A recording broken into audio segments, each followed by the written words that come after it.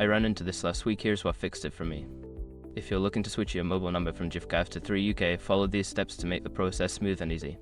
Step 1. Get your PAC code. Before you can port your number, you need to request a porting authorization code PAC from Giffgaff.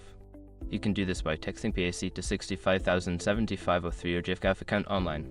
Step 2. Sign up with 3. Once you have your PAC code, sign up for a new plan with 3. You can do this online or at a store. Make sure to choose a plan that suits your needs.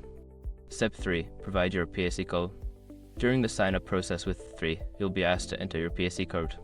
Make sure to input it correctly to avoid any delays in porting your number. Step 4. Wait for the porting process. After submitting your PAC code, 3 will initiate the porting process. This usually takes a few hours but can take up to 24 hours. Keep your old SIM in your phone until the port is complete.